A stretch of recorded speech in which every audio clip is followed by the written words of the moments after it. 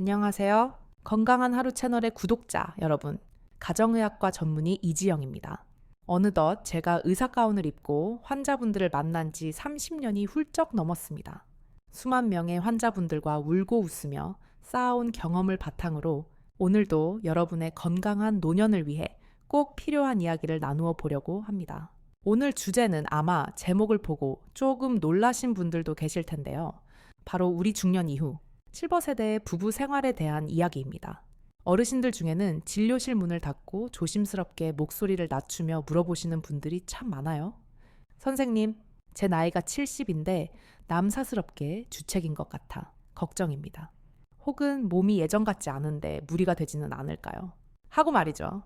결론부터 말씀드리자면 절대 부끄러워하실 일이 아닙니다. 오히려 축하드릴 일이고 건강하다는 아주 강력한 증거이기도 합니다. 나이가 들면 당연히 성생활을 졸업해야 한다는 생각은 의학적으로 볼 때 아주 큰 오해이자 편견에 불과합니다. 제가 50대, 60대를 지나 70대, 80대 어르신들을 진료하면서 느끼는 점은 사랑을 나누는 행위에는 정년이 없다는 사실입니다. 실제로 제 환자분 중 80대 초반의 아버님 한 분은 여전히 아내분과 손을 잡고 주무시고 정기적으로 부부 관계를 가지시는데 신체 나이를 측정해보면 50대 못지않게 건강하십니다. 야, 그렇다면 의사로서 제가 왜 노년의 성생활을 권장하는지, 우리 몸 안에서 어떤 기적 같은 변화가 일어나는지 하나씩 짚어드리겠습니다. 단순히 기분이 좋아지는 것을 넘어 이것은 우리 몸을 지키는 훌륭한 운동이자 치료제와도 같습니다. 첫 번째로 주목해야 할 효능은 바로 심혈관 건강입니다. 우리 심장은 근육 덩어리입니다. 쓰지 않으면 약해지고 적당히 자극을 주면 튼튼해지죠. 사랑을 나누는 과정은 우리 몸에 아주 적당하고 기분 좋은 유산소 운동 효과를 줍니다. 보통 2층에서 3층 정도의 계단을 쉬지 않고 오르는 정도의 에너지 소모라고 보시면 됩니다. 심장이 힘차게 뛰면서 혈액순환이 빨라지면 혈관 내피세포가 자극을 받아 혈관을 유연하게 만드는 산화질소라는 물질이 분비됩니다. 이것은 고혈압을 예방하고 동맥경화를 막는 데 아주 탁월한 역할을 합니다. 영국의 한 유명한 연구기관에서 장기간 추적 관찰한 결과 주기적으로 부부관계를 갖는 남성들이 그렇지 않은 그룹에 비해 심장마비나 뇌졸중 같은 치명적인 질환의 발생 위험이 현저히 낮았다는 보고도 있습니다. 물론 심장병 수술을 막 받으셨거나 불안정한 협심증이 있는 급성기 환자분들은 주치의와 상의가 필요하겠지만 일반적으로 혈압약을 드시며 관리 중인 분들에게는 오히려 규칙적인 심장 강화 운동이 되는 셈입니다. 두 번째로는 면역력 증진 효과를 들 수 있습니다. 나이가 들면 감기 한번 걸려도 잘 낫지 않고 폐렴으로 번질까 걱정되시죠? 우리 몸에는 외부에서 침입한 바이러스나 세균을 막아주는 방어군인 면역 글로불린이라는 물질이 있습니다. 놀랍게도 주기적인 성생활을 유지하는 어르신들의 타액을 검사해보면 이 면역 항체 수치가 평범한 분들보다 월등히 높게 측정됩니다. 즉, 사랑을 나누는 행위 자체가 우리 몸의 방어막을 튼튼하게 만들어 잔병 치레 없이 건강한 겨울을 나게 도와주는 천연 백신 역할을 하는 것입니다. 세 번째는 바로 통증 완화와 정신 건강입니다. 여기저기 관절이 쑤시고 이유 없이 온몸이 아픈 만성 통증에 시달리는 분들 많으시죠. 부부 관계 중 그리고 그 직후에 우리 뇌에서는 엔도르핀과 엔케팔린이라는 천연 진통 물질이 쏟아져 나옵니다. 이 물질들의 진통 효과는 마약성 진통제보다 수십 배나 강력하다고 알려져 있습니다. 약물 부작용 걱정 없이 아픈 곳을 잊게 해주고 몸을 이완시켜주는 최고의 치료제인 셈입니다. 또한 은퇴 후 찾아오는 상실감이나 자녀들을 출가시키고 느끼는 빈둥지 증후군 때문에 우울감을 호소하는 분들에게도 특효약입니다.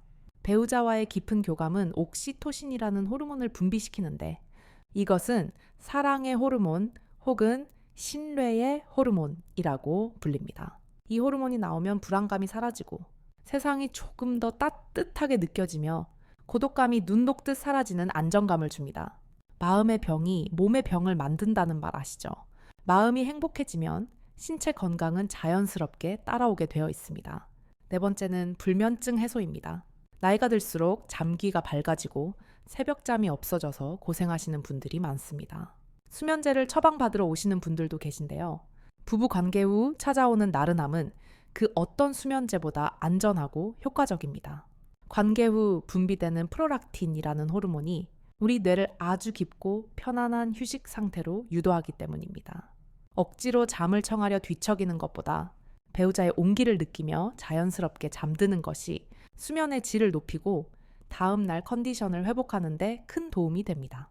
마지막으로 5번째, 치매 예방 효과입니다. 이 부분은 많은 어르신들이 가장 솔깃해하실 내용일 텐데요. 성생활은 단순히 신체적인 자극뿐만 아니라 오감을 모두 사용하는 고도의 뇌활동입니다. 상대방의 표정을 읽고 감정을 교류하고 촉각에 집중하는 과정에서 우리 뇌의 신경세포들이 활발하게 깨어납니다. 뇌로 가는 혈류량이 증가하면서 뇌세포에 산소와 영양분이 듬뿍 공급되죠. 실제로 네덜란드의 한 연구팀이 70대 이상 노인들을 대상으로 조사한 결과 성생활을 유지하는 그룹이 그렇지 않은 그룹보다 기억력, 인지력, 공간 지각 능력 테스트에서 훨씬 높은 점수를 받았습니다. 뇌세포의 노화를 늦추고 뇌를 싱싱하게 유지하는 비결이 바로 여기에 있는 것입니다.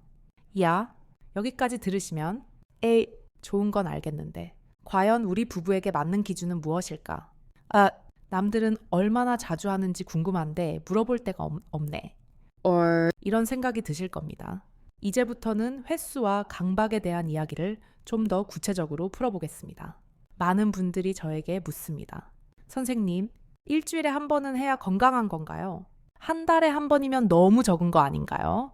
마치 숙제 검사를 맞는 학생처럼 숫자에 집착하시는 경향이 있습니다. 하지만 제가 30년 넘게 환자들을 보며 내린 결론은 숫자는 정말 아무런 의미가 없다는 것입니다. 텔레비전이나 잡지에서 말하는 평균이라는 단어에 절대 속지 마세요. 그 평균이 내 몸 상태나 우리 부부의 사정을 대변해주지 않습니다. 일주일에 3번을 해도 의무감에 억지로 하는 부부보다는 한 달에 한 번 혹은 2달에 한 번을 하더라도 서로의 눈을 맞추고 깊은 사랑을 확인하는 부부가 훨씬 건강합니다. 미국의 한 심리학회 연구에서도 흥미로운 결과를 발표했는데요. 성관계 횟수가 늘어난다고 해서 비례해서 행복도가 계속 올라가는 것은 아니었습니다. 오히려 남들은 이만큼 한다더라는 생각에 무리하게 횟수를 맞추려다 보면 그것 자체가 엄청난 스트레스가 되어 오히려 관계를 망치기도 합니다. 핵심은 빈도가 아니라 만족감입니다. 두 분이 편안하게 느끼는 주기가 정답입니다. 그것이 1년에 몇 번이든 혹은 매주든 상관없습니다. 중요한 건 두 사람이 그 시간을 통해 내가 이 사람에게 여전히 사랑받고 있구나. 우리가 여전히 하나로 연결되어 있구나 하는 정서적 안정감을 느끼느냐 하는 것입니다. 그런데 여기서 현실적인 벽에 부딪히는 분들이 계십니다. 마음은 이팔청춘이고 의욕도 있는데 야속하게도 몸이 따라주지 않아 소가리만 하시는 남성분들의 이야기입니다. 바로 발기부전 문제입니다. 사실 비뇨기과나 가정의학과 진료실에서 가장 흔하게 듣는 고민 중 하나가 이것입니다. 60대 남성의 절반 가까이, 70대가 넘어가면 10명 중 67분은 어느 정도의 발기력 저하를 경험하십니다. 이것은 주름살이 생기고 흰머리가 나는 것처럼 아주 자연스러운 노화의 과정 중 하나일 뿐입니다. 절대 남성으로서의 가치가 떨어졌다거나 인생이 끝났다고 자책하실 필요가 전혀 없습니다. 하지만 많은 아버님들이 이 문제를 자존심과 결부시켜서 혼자 끙끙 앓거나 검증되지 않은 민간요법에 의지하다가 부작용을 겪기도 하십니다. 제 환자분 중에도 70대 중반의 아주 점잖은 신사분이 계셨는데 어느 날 진료실에 들어오시자마자 한숨을 푹 쉬시더군요. 선생님, 저는 이제 남자 구실을 못하는 것 같습니다. 아내 보기가 민망해서 집에 들어가기가 싫어요. 그분의 어깨가 축 처져 있는 모습을 보며 제가 말씀드렸습니다. 아버님, 그건 아버님의 잘못이 아닙니다. 혈관이 조금 낡아서 기름칠이 필요한 것뿐이에요.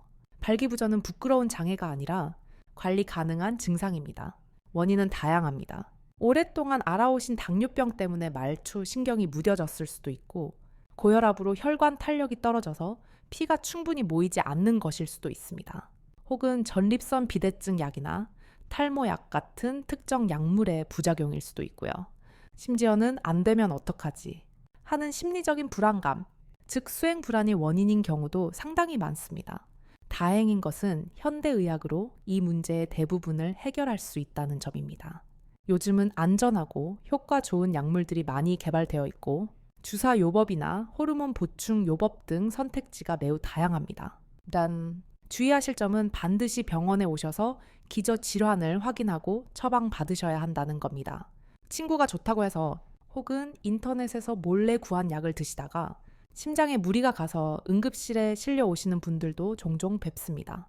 감기에 걸리면 내과에 가듯이 이 문제도 비뇨의학과나 가정의학과를 찾아 상담하는 것을 주저하지 마세요. 의사에게는 그저 매일 접하는 수많은 증상 중 하나일 뿐이니까요. 그리고 이 시점에서 여러분이 꼭 기억하셔야 할 아주 중요한 사실이 하나 더 있습니다. 많은 분들이 성생활이라고 하면 젊은 시절처럼 반드시 남성의 신체적인 발기가 동반되고 여성의 몸 안으로 삽입이 이루어지는 행위만을 떠올리십니다. 이 고정관념이 바로 노년의 행복을 가로막는 가장 큰 걸림돌입니다. 제가 진료실에서 늘 강조하는 말씀이 있습니다. 어르신, 성생활은 올림픽 경기가 아닙니다. 기록을 갱신할 필요도 없고 완벽한 자세로 금메달을 딸 필요도 없습니다. 나이가 들면 우리 몸의 기능이 변하듯 사랑을 나누는 방식도 자연스럽게 변해야 합니다. 그리고 그 변화는 결코 퇴보가 아니라 더 넓고 깊은 세상으로 나아가는 과정입니다. 젊었을 때의 사랑이 불같이 타오르는 열정이었다면 노년의 사랑은 은근하게 데워지는 온돌방과 같습니다. 반드시 삽입이 이루어지지 않아도 좋습니다. 서로의 천을 느끼며 꼭 안아주는 퐁, 따뜻한 물에 발을 씻겨주는 세족, 텔레비전을 보며 어깨를 주물러주는 마사지, 가볍게 입을 맞추는 키스 등 이 모든 것이 다 훌륭하고 아름다운 성생활의 일부입니다. 제 환자분 중에 80대 노부부가 계신데 이분들의 이야기를 들려드리고 싶네요. 두 분은 신체적인 제약 때문에 우리가 흔히 생각하는 부부 관계는 어렵습니다. 하지만 할아버님은 매일 밤 잠들기 전 할머님의 굽은 등을 천천히 쓸어주시고 할머님은 할아버님의 거친 손을 잡고 잠이 드십니다. 이분들은 입을 모아 말씀하십니다. 젊었을 때 정신없이 살았던 때보다 서로의 숨소리를 듣는 지금이 더 애틋하고 행복하다고 말이죠. 이것이 바로 진정한 의미의 성숙한 친밀감입니다. 혹시 지금 신체적인 기능 저하 때문에 나는 이제 끝났어라고 좌절하고 계신 분이 있다면 생각을 바꾸세요. 성공과 실패를 나누는 시험대에서 내려와서 내 옆에 있는 사람과 어떻게 하면 더 따뜻하게 연결될 수 있을까를 고민해 보세요. 삽입에 대한 강박을 버리는 순간 오히려 훨씬 더 자유롭고 만족스러운 관계가 열립니다. 그럼 화제를 조금 바꾸어 보겠습니다. 진료를 보다 보면 혼자 되신 분들, 즉 사별하셨거나 이혼하셔서 배우자가 없는 분들도 조심스럽게 질문을 하십니다. 원장님, 저는 혼자 된 지 10년이 넘었습니다. 그런데도 여전히 문득문득 그런 욕구가 생깁니다. 이 나이에 주책맞게 왜 이러나 싶고 죄책감도 듭니다. 제가 비정상인가요? 제 대답은 한결같습니다. 아니요. 지극히 정상입니다. 살아있다는 아주 건강한 증거입니다. 식욕이나 수면욕이 나이가 든다고 사라지지 않는 것처럼 성적인 욕구 역시 생명이 다하는 날까지 우리 안에 존재하는 본능입니다. 배우자가 없다고 해서 그 욕구 자체가 사라져야 한다는 법은 어디에도 없습니다. 오히려 억지로 누르거나 자신을 탓하면 화병이 생길 수 있습니다. 혼자 계신 분들의 경우 스스로 해결하는 방법, 즉 자기 위로 행위를 하는 것에 대해 너무 부정적으로 생각하지 않으셨으면 합니다. 의학적으로 볼 때 적절한 자위 행위는 고인물이 썩지 않게 순환을 돕는 역할을 합니다. 남성분들에게는 전립선 건강에 도움을 줄 수 있고 여성분들에게는 질 점막이 위축되어 건조해지는 것을 막아주는 긍정적인 효과가 있습니다. 또한 오르가슴을 느낄 때 분비되는 호르몬들은 천연 수면제이자 우울증 치료제 역할을 하기 때문에 혼자 계신 어르신들의 정서적 안정과 스트레스 해소에도 큰 도움이 됩니다. 그러니 남들 눈치 보거나 스스로를 비하하지 마시고 내 몸을 내가 사랑하고 아껴준다는 마음으로 건강하게 욕구를 해소하는 방법을 찾으시길 권해드립니다. 물론 새로운 인연을 만나는 것도 아주 좋은 방법입니다. 요즘은 복지관이나 문화센터, 동호회 등에서 비슷한 연배의 이성 친구를 사귀는 분들이 참 많습니다. 이 나이에 무슨 연애야 하고 미리 마음의 문을 닫지 마세요.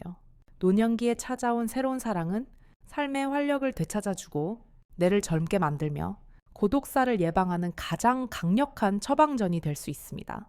황혼, 재혼이나 이성 교제를 하시는 분들이 그렇지 않은 분들보다 훨씬 더 건강하게 장수한다는 통계도 많이 나와 있습니다. 그런데 부부가 함께 계시더라도 문제가 없는 것은 아닙니다. 오히려 같이 살기 때문에 더 큰 갈등을 겪기도 하죠. 가장 흔한 것이 바로 욕구의 불일치 문제입니다. 남편은 아직 의욕이 왕성한데 아내는 귀찮고 힘들어서 피하는 경우, 반대로 아내는 정서적인 교감을 원하는데 남편은 무관심한 경우 등 서로의 온도 차이 때문에 소갈이를 하는 부부가 정말 많습니다. 한쪽은 계속 요구하고 한쪽은 계속 거절하는 상황이 반복되면 단순히 잠자리 문제를 떠나 부부 사이의 신뢰와 애정에 금이 가게 됩니다. 거절당하는 쪽은 내가 이제 매력이 없나, 나를 무시하나 하는 자괴감과 분노를 느끼고, 거절하는 쪽은 왜 내 몸 상태를 이해 못 해주나, 짐승처럼 왜 저러나 하며 상대방을 원망하고 압박감을 느끼게 됩니다. 결국 각방을 쓰거나 대화가 단절되는 심각한 상황으로 치닫기도 하죠. 이럴 때 제가 드리는 처방은 약이 아닙니다. 바로 솔직하고 구체적인 대화입니다. 우리나라 어르신들, 특히 경상도나 무뚝뚝한 성향의 아버님들은 이런 이야기를 입 밖으로 꺼내는 것을 천망스럽다고 여기십니다. 그래서 말 대신 한숨을 쉬거나 짜증을 내는 방식으로 감정을 표현하시는데, 그러면 상대방은 절대 그 속마음을 알 수가 없습니다. 용기를 내어 식탁에 마주 앉으세요. 그리고 비난하는 말투가 아니라 나를 주어로 해서 내 상태와 감정을 이야기해야 합니다. 당신 때문에 내가 힘들어가 아니라 나는 요즘 몸이 건조해서 관계할 때 통증이 있어. 좀 두려워요. 혹은 나는 당신이 나를 거부하면 내가 사랑받지 못하는 것 같아. 외로워요. 라고 구체적으로 말씀하셔야 합니다. 서로의 신체적 변화와 현재의 감정 상태를 솔직하게 털어놓아야 오해를 풀고 절충점을 찾을 수 있습니다. 예를 들어 아내분이 통증 때문에 삽입이 힘들다면 남편분은 그 부분을 배려해서 삽입 없는 애무 위주로 사랑을 나눌 수도 있고, 윤활제 같은 보조용품을 사용하여 통증을 줄여줄 수도 있습니다. 서로 어디가 불편한지, 어떤 방식이 좋은지 합의해 나가는 과정 자체가 이미 훌륭한 사랑의 대화입니다. 중요한 것은 상대방의 욕구를 무시하거나 내 욕구를 강요하지 않는 태도입니다. 부부관계는 일방통행이 아니라 2인 삼각 경기와 같습니다. 두 사람이 발을 맞추지 않으면 넘어질 수밖에 없습니다. 나이가 들수록 서로의 몸이 예전 같지 않음을 인정하고, 여보, 오늘은 컨디션이 좀 어때? 하고 물어봐주는 배려가 그 어떤 보약보다 부부 관계를 건강하게 만듭니다. 제가 만난 어느 70대 부부는 이런 방법을 쓰신다고 해요. 일주일에 하루를 부부의 날로 정해놓고 그날은 맛있는 것도 먹고 산책도 하고 반드시 손을 잡고 대화하는 시간을 갖는다고 합니다. 꼭 성적인 행위가 목적이 아니라 서로에게 온전히 집중하는 시간을 정기적으로 갖는 것이죠. 이렇게 정서적인 친밀감이 쌓이면 육체적인 관계는 자연스럽게 따라오거나 혹은 육체적 관계 없이도 충분히 충만한 행복감을 느낄 수 있게 됩니다. 이제 마지막으로 많은 분들이 걱정하시는 사회적 시선과 마음가짐에 대해 이야기해 볼까 합니다. 우리는 알게 모르게 노인은 점잖게 늙어가야 한다는 사회적 압박 속에 살고 있습니다. 텔레비전 드라마에서 노인의 로맨스를 주책바가지로 묘사하거나 자식들이 부모의 성생활을 불경스럽게 여기는 분위기도 여전히 존재합니다. 하지만 여러분의 인생은 자식들의 것도 아니고 옆집 사람의 것도 아닙니다. 바로 여러분 자신의 것입니다. 100세 시대, 인생의 3분의 1이나 남은 긴 시간을 남의 눈치만 보며 껍데기처럼 살 수는 없습니다. 사랑하고 사랑받고 싶은 욕구는 죄가 아닙니다. 오히려 그 에너지가 삶을 지탱하는 원동력이 됩니다. 제가 아는 90세 할아버님은 아직도 외출할 때면 멋진 중절모를 쓰고 향수를 뿌리십니다. 누구한테 잘 보이려고 그러세요. 하고 여쭈면 나 자신한테 잘 보이려고 그런다. 내 마음이 설레야. 몸도 건강하지 하고 웃으십니다. 이런 마음가짐이 바로 청춘을 유지하는 비결입니다. 긴 시간 동안 노년의 성과 사랑, 그리고 건강에 대해 깊이 있는 이야기를 나누어 보았습니다. 오늘 제가 드린 말씀들이 조금은 파격적으로 들리셨을 수도 있고, 한편으로는 마음속 깊은 곳의 답답함을 뻥 뚫어주는 시원함으로 다가왔을 수도 있겠습니다. 이제 오늘 나눈 수많은 이야기들 중에서 여러분이 반드시 기억하셨으면 하는 핵심 내용들을 다시 한번 머릿속에 쏙 들어오게 정리해 드리는 시간을 갖겠습니다. 이 6가지 원칙만 가슴에 새기셔도 여러분의 노년은 훨씬 더 풍요롭고 건강해질 것입니다. 첫째, 나이 들어서 하는 사랑은 단순한 쾌락이 아니라 생존을 위한 보약이라는 사실입니다. 오늘 영상 초반에 말씀드렸듯이 규칙적인 부부 생활은 심장을 튼튼하게 하는 유산소 운동이자 외부의 적으로부터 나를 지키는 면역 강화제이며 뇌세포를 깨워 치매를 멀리 쫓아내는 가장 즐거운 두뇌 활동입니다. 약국에서 비싼 영양제를 사 드시는 것도 좋지만 사랑하는 사람과 온기를 나누는 것이야말로 돈 한 푼 들지 않으면서 부작용도 없는 최고의 장수 비결임을 잊지 마십시오. 둘째, 숫자의 감옥에서 탈출하십시오. 일주일에 몇 번을 해야 남들보다 뒤처지지 않는 걸까? 라는 생각은 지금 당장 쓰레기통에 버리셔야 합니다. 남들이 얼마나 자주 하는지는 여러분의 인생에 아무런 영향을 미치지 않습니다. 중요한 것은 얼마나 자주가 아니라 얼마나 깊이입니다. 단 한 번을 하더라도 그 시간 동안 두 사람이 서로의 존재를 온전히 느끼고 행복감에 젖어들 수 있다면 그것으로 충분합니다. 양보다 질이 중요하다는 말은 음식에만 통하는 것이 아니라 우리네 부부 생활에도 그대로 적용되는 진리입니다. 셋째, 몸의 고장은 부끄러운 일이 아니라 고쳤으면 되는 문제입니다. 발기부전이나 성기능 저하는 인격의 결함이 아니라 그저 고혈압이나 당뇨병처럼 내 몸의 기능이 조금 떨어진 상태를 의미할 뿐입니다. 자동차 타이어가 다르면 새 것으로 교체하고 정비소에 가듯이 우리 몸도 기능이 떨어지면 의학의 도움을 받아 정비하면 됩니다. 혼자 끙끙 앓으며 자존감을 갉아먹지 마시고 당당하게 병원 문을 두드려 전문가의 손길을 빌리십시오. 대부분의 문제는 생각보다 훨씬 쉽고 간단하게 해결될 수 있습니다. 넷째, 성생활의 정의를 넓히십시오. 젊은 시절의 기억에만 매달려 삽입 중심의 관계를 고집하면 나이가 들수록 좌절감만 맛보게 될 확률이 큽니다. 손을 잡고 산책하는 것, 따뜻한 포옹, 가벼운 입맞춤, 서로의 몸을 씻겨주는 목욕 등 살을 맞대고 천을 나누는 모든 행위가 숭고한 성생활입니다. 삽입이라는 좁은 문을 통과하려고 애쓰지 마시고 스킨십이라는 넓은 광장에서 자유롭게 뛰어노시길 바랍니다. 그곳에 훨씬 더 다채롭고 편안한 행복이 기다리고 있습니다. 다섯째, 배우자가 없다고 해서 당신의 삶이 불완전한 것은 아닙니다. 혼자라는 사실이 여러분의 성적 권리를 박탈하지 않습니다. 자기 자신을 사랑하고 위로하는 시간을 갖는 것은 건강한 자존감을 지키는 일이며 새로운 인연을 찾아 나서는 것은 삶에 대한 열정을 증명하는 일입니다. 세상의 편견 어린 시선보다는 내 몸과 마음이 보내는 신의 귀를 기울이십시오. 여러분의 행복을 결정할 권리는 오직 여러분 자신에게 있습니다. 여섯째, 침묵은 금이 아닙니다. 대화가 답입니다. 부부 사이에 성적인 불만이 있거나 욕구의 차이가 있을 때 입을 다물고 참는 것은 관계를 곪게 만드는 가장 나쁜 습관입니다. 말 안 해도 알겠지라고 생각하지 마세요. 30년, 40년을 같이 살아도 말하지 않으면 모르는 게 사람 속입니다. 자녀 문제나 돈 문제만 상의하지 마시고 침실에서의 문제도 식탁 위에 올려놓고 솔직하게 이야기하셔야 합니다. 서로의 아픔과 욕구를 언어로 표현할 때 진정한 이해와 치유가 시작됩니다. 마지막으로 여러분께 의사로서 그리고 인생의 동반자로서 꼭 드리고 싶은 당부의 말씀이 있습니다. 우리 사회에는 여전히 노년의 성을 주책스럽거나 남사스러운 것으로 바라보는 시선이 존재합니다. 그 나이에 점잖게나 있지 무슨 일하며 혀를 차는 사람들도 있을 겁니다. 하지만 부디 그런 낡은 잣대에 여러분의 귀한 인생을 맞추지 마십시오. 여러분이 살아온 지난 세월은 누군가의 눈치를 보며 주눅 들어야 할 시간이 아닙니다. 오히려 자신의 욕구에 솔직하고 자신이 원하는 방식대로 행복을 추구할 자격이 충분한 시간입니다.